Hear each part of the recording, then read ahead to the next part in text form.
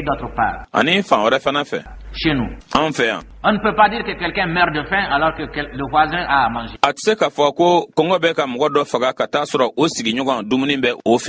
Au Mali, ça n'existe pas. Si on a à manger, si le voisin meurt de faim, on préfère pour que le voisin ne meure pas de faim.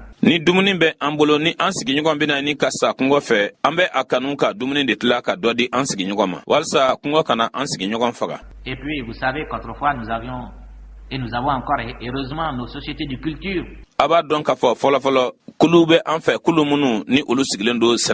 Qui travaillent collectivement, qui cultivent collectivement les champs.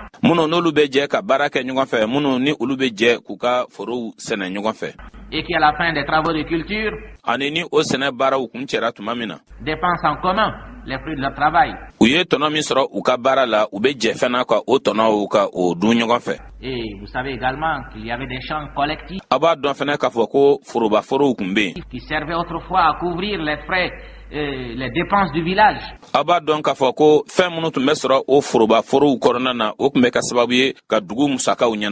Et même maintenant, quand on veut monter les toits en paille d'une case,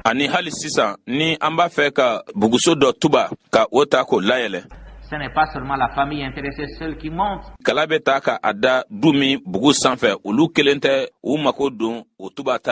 Tous les voisins viennent lui apporter leurs bras. Donc, bien longtemps avant même l'arrivée des Français chez nous, nous avions des habitudes de vie communautaires, nous avions des habitudes de vie collectives.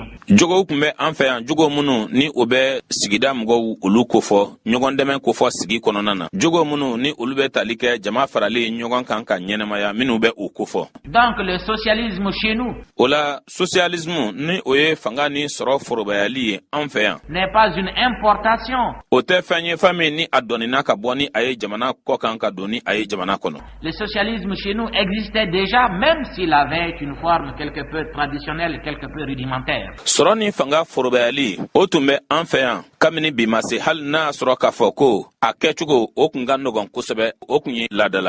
C'est donc par fidélité à ce passé.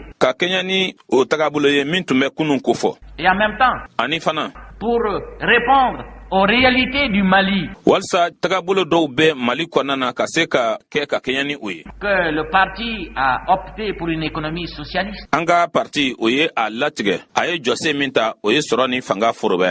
Quelles sont ces réalités? Vous savez bien que le fondement essentiel du socialisme, c'est l'existence d'un prolétariat face à un capitalisme qui exploite ce prolétariat.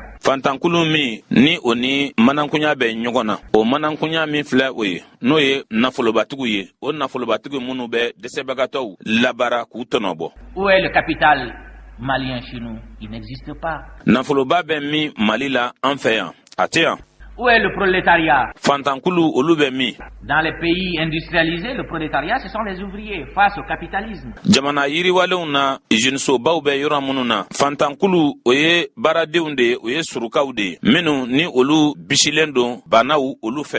Mais nous n'avons pas d'industrie. Certes, pendant la lutte coloniale, nous nous sommes affublés, fonctionnaires, travailleurs du nom de prolétariat.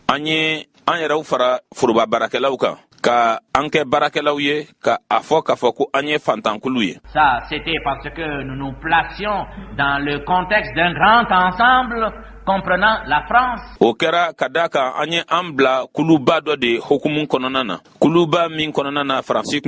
Mais maintenant, dans le contexte malien, nous ne sommes plus des prolétaires. Au contraire, nous constituons la couche relativement aisée. Nous constituons la couche relativement favorisée. Si on la compare aux autres couches de la population, surtout à l'énorme masse de la campagne.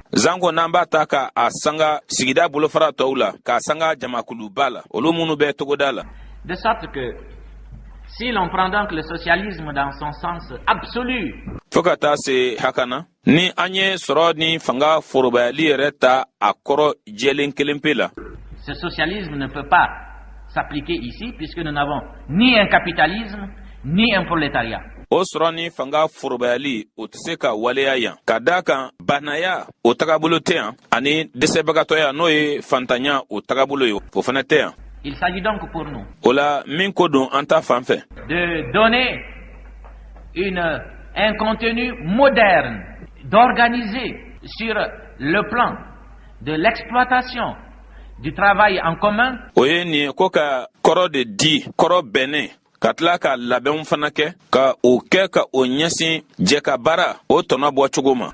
Les habitudes qui déjà existaient chez nous avant la pénétration française. Ke chugo muno ni olukumbe anfe kaba yani fransika uka do anga jamanaka. Voilà ce qu'il faut entendre par notre socialisme. Afle anka femi famia anga soro ani fanga furbayali kola.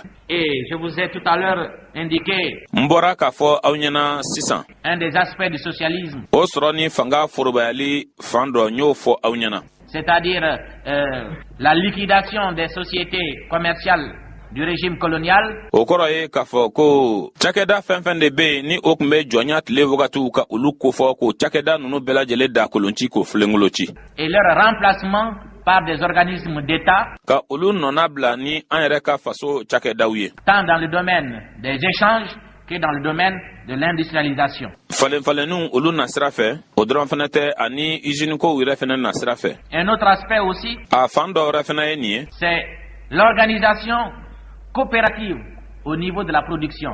Oye mogo ka je ka ke kuluye soro ke lita fanfe. Au lieu que les paysans chacun produisent individuellement, yani senekela ou chikela ou be kelengelenka ika soro ki damana. On organise les paysans, on les groupe. Ambe chikela ou fara nyogonka ambe ulabe. On met à leur disposition les moyens de travail. Barake minan obebla ou ka boloka. Ils récoltent en commun. Obe je ka sumantaka ou ke nyogonfe. Ils emmagasinent dans des magasins appartenant à leur coopérative. Obe je ka osmanu mara so kona na magasin kona na miye ou ka kulu utai. Les mêmes magasins peuvent également abriter des marchandises de première nécessité.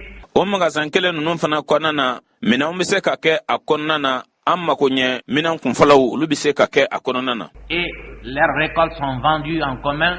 Ani uye suma munu tege. O suma nunu fana jebeke ko lu fere nyogon fe. Et le prix est réparti au prorata de la récolte qui a été fournie par chacun. Ani o wari o betla ka kenyani suman sorolenye suman sorolemi ni o kera be kelengelen fe.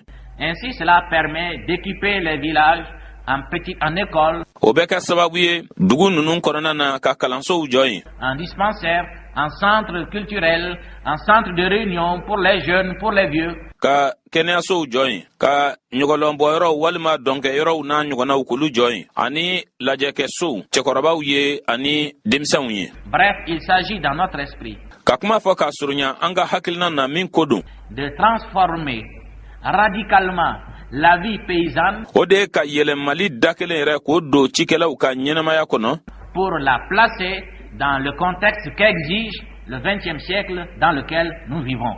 Ka don hukum konana hukum mi ni obe wajibiya fagaroke o mugana fe ni anko masan keme sigiro ma mugana ambe ka nyenama ya o min kono. Voilà ce qu'il faut entendre par socialisme.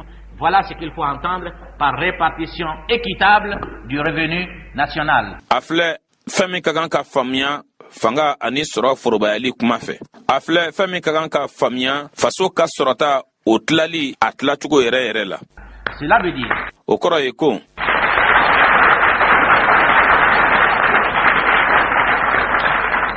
Cela veut dire également que nous qui avons été les privilégiés et qui le demeurions,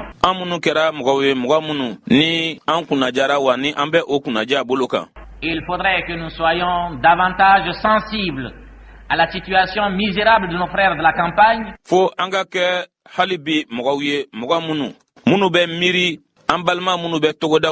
Oluka kwali bolo ani uka bolangolonya fanga ke mugawye mugwamunu nolube miri okola pour que nous acceptions les sacrifices nécessaires pour que eux aussi puissent se dire qu'ils sont des citoyens à part entière en République du Mali. walsa an ka se ka baaraw kɛ baara minnu ni kɛli ka kan walsa olu fana ka se k'a fɔ ko olu ye fasodenw dafalen ye Mali jamana kɔnɔ.